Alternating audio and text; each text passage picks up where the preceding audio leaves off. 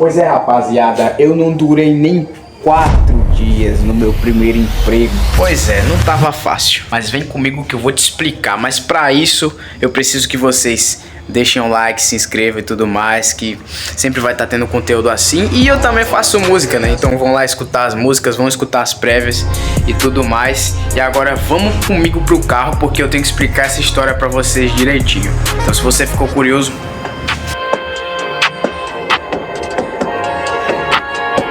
já faz um ano que a gente se viu.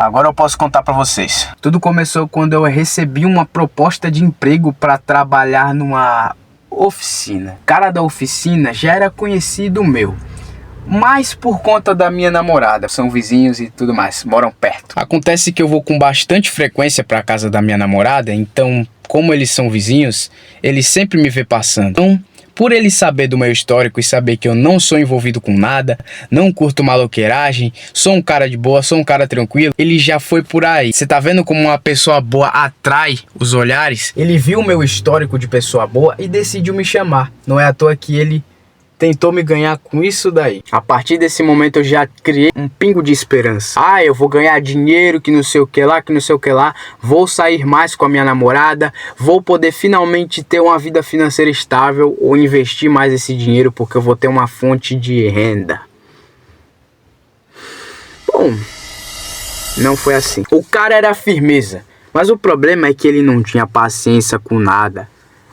Calma que eu vou chegar lá. Isso foi por volta das 6, 7 da noite aí, quando eu tava voltando do mercadinho. Fui fazer umas compras, daí passei pela oficina, voltei e ele decidiu me chamar.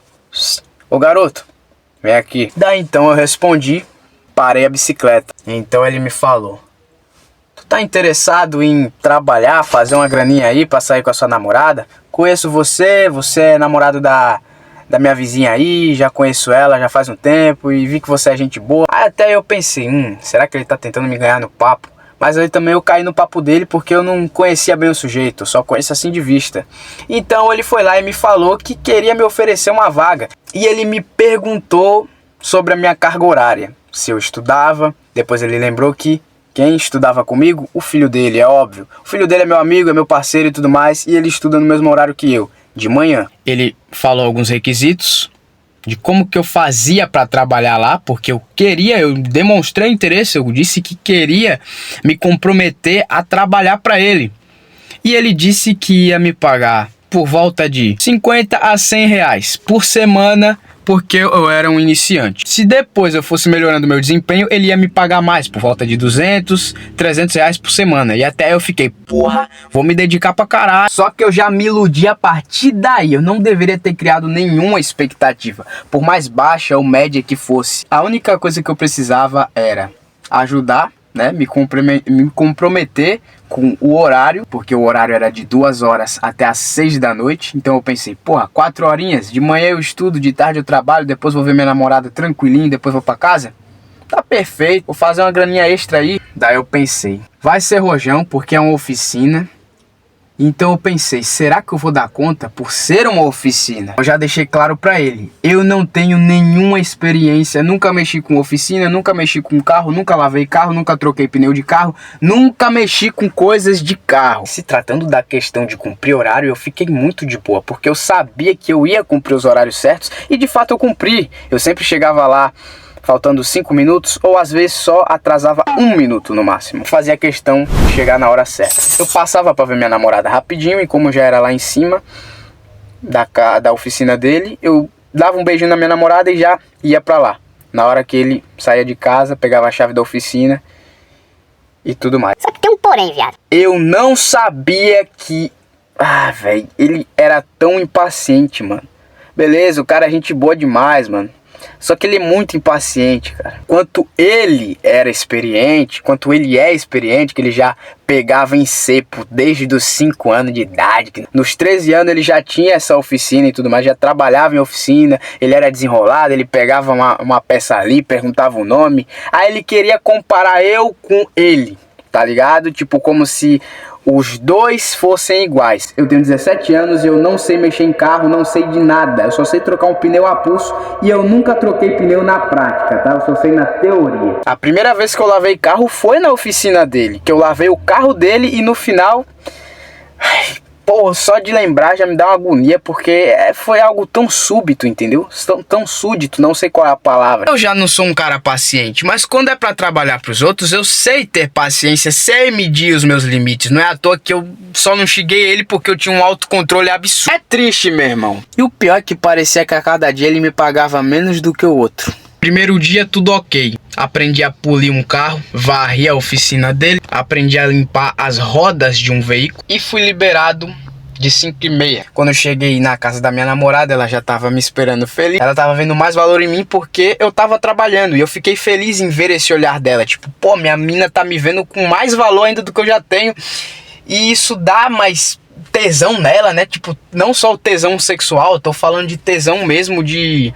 você olhar pro cara e ver que ele é muito foda. Simplesmente fiquei tão feliz porque eu concluí o meu primeiro dia de trabalho. Segundo dia de trabalho. No sábado eu fui trabalhar de manhã. Fui ver minha namorada logo cedinho. Dei uns beijinhos, brinquei um pouquinho com ela. Depois eu fui trabalhar. Demorou um pouco para ele abrir a oficina, mas estava lá de plantão esperando. O que importa é eu não me atrasar. Ele pode porque ele é dono da oficina e ele estava resolvendo umas coisas. Ele me deixou cuidando da oficina enquanto ele estava fora, porque ele já estava resolvendo coisas antes de abrir a oficina. E quando ele chegou para me atender, para liberar o acesso da oficina para eu usar, ele já tinha outras coisas para resolver. Me passou 2 instruções. Primeiro, varrer a oficina e deixar ela limpa. Segundo, lavar um carro branco que tinha lá. Muito simples, porque eu já sabia, já tinha uma noção de como lavava um carro, porque ele tinha me ensinado no dia anterior. Ele foi lá, me pagou 40. Eu fiquei até quase 1 da tarde esperando ele retornar para eu poder ser liberado. E ele não retornou e eu tive que ir embora logo porque eu já tava morrendo de fome. Eu tinha que comer, cara. Eu tava com fome, eu tava a manhã inteira trabalhando. Como é que o cara não fica com fome? Meu amigo, que é o filho dele, foi lá e disse: vá pra casa, depois eu falo com ele pra ele acertar seus pagamentos. Até aí show, não tava aguentando mais. E eu não lembro se esse dia eu tava com a bicicleta, acho que não. Então piorou a minha situação. Foi no domingo, ele me pagou. Ele me pagou 40 reais. Pensei que o mínimo era 50. Só que tudo piorou quando chegou segunda-feira. Foi o pior dia da minha vida, porque eu tive que seguir uma função que não era pra mim, mano. Eu não tenho experiência com isso. Eu tenho os músculos definidos, mas não uma preparação adequada pra lixar um carro, desgraça. Você tem noção do quanto dói lixar a merda de um carro com a mão? Lixar, ficar, meia hora assim. Mano, chegou num tempo que eu não tava conseguindo mais lixar direito, com qualidade. E no final o cara falou que eu não lixei o carro direito. Eu dei o meu melhor ali. Não é fácil lixar um carro. Eu ainda fui falar sobre isso, o cara falou: você imagine eu que tô aqui há 40 anos nessa oficina. Eu fiquei pensando, meu Deus, cara, quer comparar? Você que já tem experiência, você já deve estar com o braço todo arrombado aí de tanto lixar carro. Eu nunca lixei um carro na minha vida. O meu braço, ele ficou todo dolorido. Eu fiquei por 4 dias sem treinar, porque o meu ombro não tava aguentando. Eu não conseguia mexer meu ombro, eu não conseguia colocar os braços para trás, não conseguia colocar eles totalmente para frente. Não conseguia treinar, não fiz nada que envolvesse coordenação, dos ombros aqui. Eu fiquei tão puto porque eu pensei, carai, eu joguei meu braço no lixo. Não já bastasse esses comentários ridículos que eu tava ouvindo do meu próprio patrão, eu já pensei, tá, isso não vai dar certo, mano. É porque eu percebi que ele não tem paciência pra me explicar as coisas, porque ele mesmo já falou, eu não tenho paciência e eu não sou professor pra estar explicando nada. Pô, no final eu já perdi totalmente as esperanças. De propósito, eu fiquei sentado, sem fazer nada, colocando música pra eu escutar, saindo da oficina, só pra ele me botar pra fora. Já tava ameaçando me demitir. Vocês acreditam que ele falou que ia me demitir e já tava planejando colocar outro no meu lugar? Esse outro já estava prestes a entrar antes de mim? Adivinha? Não entrou até hoje. Era mentira. Se for na desgraça da oficina, você vai ver que ninguém trabalha pra ele Quem dirá eu? Ele não consegue arrumar ninguém porque ele não deve ter paciência com ninguém. Você acha que eu ia ser diferente? Daí no final, ele vai e manda eu embora. Ele me perguntou qual horário que eu tinha disponível. Eu falei à tarde porque eu estudo de manhã. Ele não é surdo.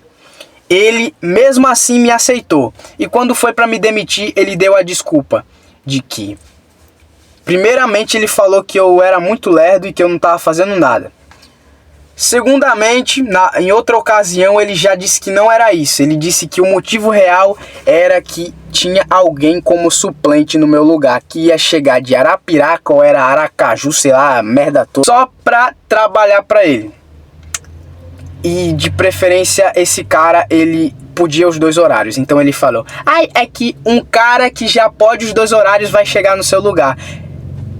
Eu fiquei pensando, cara, que mentira, mano. Se fosse assim, eu não estaria nem trabalhando pra tu. No final, quem levou a culpa fui eu. Porque eu não sou bom no que eu faço. Eu não sei mexer em oficina. Eu não posso os 2 horários. Eu já deixei isso claro pra ele mesmo, assim ele quis me contratar.